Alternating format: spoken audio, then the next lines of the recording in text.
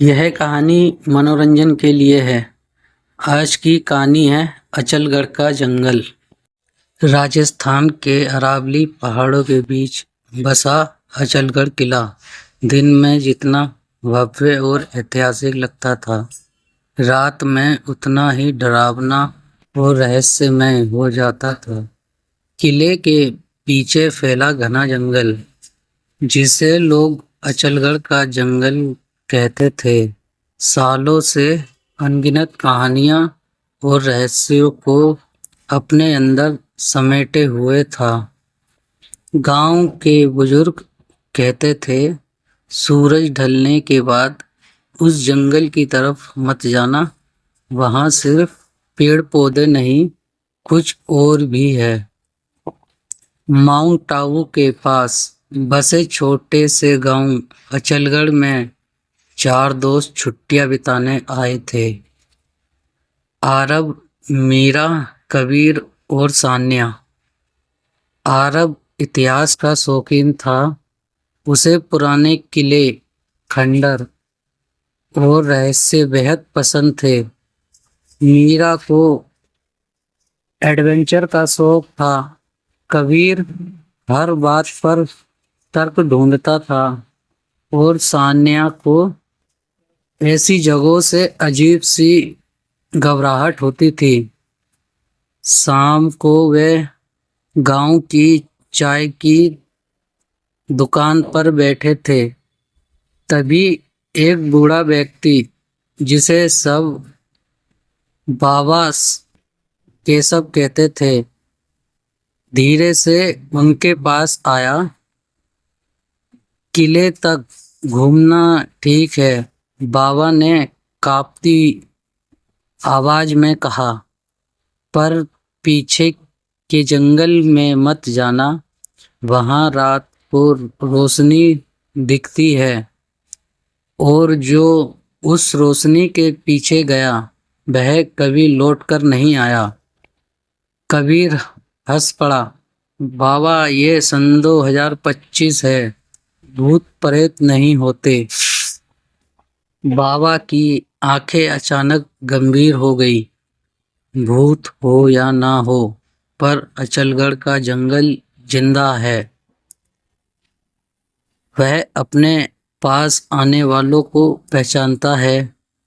उनकी आवाज में ऐसा कंपन था कि सान्या के रोंगटे खड़े हो गए। उस रात चारों दोस्तों ने किले के पास बने एक छोटे गेस्ट हाउस में कमरा लिया। दूर पहाड़ियों के पीछे चांद निकल आया था। हवा में अजीब सी ठंडक थी। करीब आधी रात को मीरा की नींद खुली। उसने खिड़की से बाहर देखा। जंगल की तरफ हल्की सी नीली रोशनी टिमटिमा रही थी। आरब, उसने धीरे से उसे जगाया। वो देखो, आरब की आंखें चमक उठी। यही तो एडवेंचर है। सान्या ने घबराकर कहा, नहीं, हमें नहीं जाना चाहिए। लेकिन जिज्ञासा डर से ज्यादा भारी पड़ गई। चारों ने टॉर्च ली और चुपके से जंगल की ओर बढ़ गए। जंगल का सन्नाटा, जंगल के अंदर कदम रखते ही हवा बदल गई।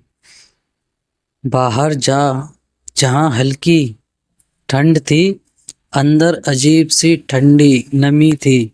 पेड़ों की शाखाएं ऐसे हिल रही थी जैसे कोई फुसफुसा रहा हो।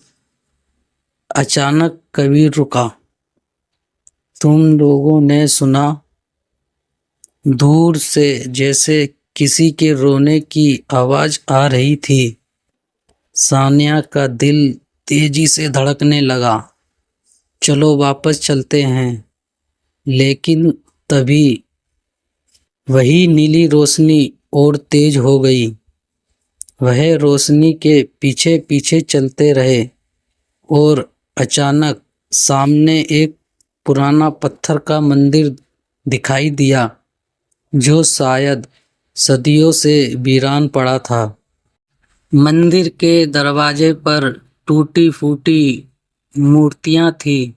दीवारों पर अजीब सी आकृतियां बनी हुई थी, मानो किसी ने खून से चित्र बनाए हो। जैसे ही वे मंदिर के अंदर गए, टॉर्च की रोशनी दीवारों पर पड़ी। बीच में एक बड़ा सा पत्थर का चबूतरा था और चबूतरे पर एक पुरानी घड़ी रखी थी। घड़ी चल नहीं रही थी, पर उसकी सुई 12:17 पर रुकी हुई थी। ये क्या है? मीरा ने फुसफुसाया। अचानक मंदिर का दरवाजा अपने आप बंद हो गया। सान्या चीख पड़ी। हवा भारी हो गई। टॉर्च की रोशनी टिमटिमाने लगी। तभी दीवारों पर बनी आकृतियां जैसे हिलने लगी। उनमें से एक छाया अलग होकर धीरे धीरे आकार लेने लगी। वह एक औरत की आकृति थी। लंबे बिखरे बाल, सफेद साड़ी और आंखों की जगह काला खालीपन। उस रात उस औरत की आवाज गूंजी, क्यों आए हो यहाँ? आरब कांपते हुए बोला, हम बस देखने आए थे। देखने? आवाज तेज हो गई। यहाँ जो भी देखने आता है वह खुद कहानी बन जाता है।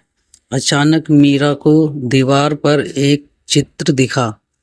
4 लोग जंगल में आते हुए और 5वां साया उनके पीछे। हम अकेले नहीं हैं, उसने फुसफुसाया। कबीर ने पीछे मुड़कर देखा और उसका चेहरा सफेद पड़ गया। उनके पीछे एक काला साया खड़ा था जिसकी आंखें लाल थी। वह औरत धीरे धीरे बोली, सालों पहले यहाँ एक पुजारी ने काले तंत्र से अमर होने की कोशिश की। उसने अपनी पत्नी की बलि दे दी। उसकी आत्मा आज भी यहाँ भटकती है और हर साल 4 लोगों की बलि लेकर अपनी मुक्ति चाहती है। सान्या रोने लगी। हमने कुछ नहीं किया, पर तुम आ गए, आवाज गूंजी। अचानक मंदिर की घड़ी अपने आप चलने लगी। सुइयां 12:17 से आगे बढ़ने लगी। जैसे ही 12:18 हुआ, मंदिर हिलने लगा। चारों ने दरवाजा खोलने की कोशिश की, पर दरवाजा जाम था। कबीर चिल्लाया, पीछे एक और रास्ता है। वे पीछे भागे। एक संकरा रास्ता जंगल की ओर जाता था। जैसे ही वे बाहर निकले, जंगल में आग सी चमकने लगी। पेड़ जैसे झुक झुक कर रास्ता रोक रहे थे। मीरा अचानक गिर पड़ी। पीछे मुड़कर देखा, वह औरत उसका पैर पकड़े थी। आरव ने पूरी ताकत से मीरा को खींचा। एक पल के लिए वह औरत चीखी और धुएं में बदल गई। वो चारों लोग किसी तरह उस जंगल से बाहर निकल आए। सांसें तेज थी, दिल जोर से धड़क रहा था। सुबह की पहली किरण निकल रही थी। गांव पहुंचकर उन्होंने बाबा केशव को सब कुछ बताया। बाबा थोड़ी देर शांत रहे। तुम लोग भाग्यशाली हो, उन्होंने कहा, पर जंगल ने तुम्हें पहचान लिया है। मतलब? सान्या ने पूछा। बाबा ने धीरे से कहा, अब हर साल उसी दिन 12/17 पर तुम्हें वही रोशनी दिखेगी। चारों ने एक दूसरे की चेहरे की तरफ देखा। उसी रात गेस्ट हाउस की दीवार पर एक नया चित्र उभर आया। चारों लोग जंगल से भागते हुए और पांचवा साया उनके पीछे मुस्कुराता हुआ खड़ा था। यह कहानी यहीं पर समाप्त होती है।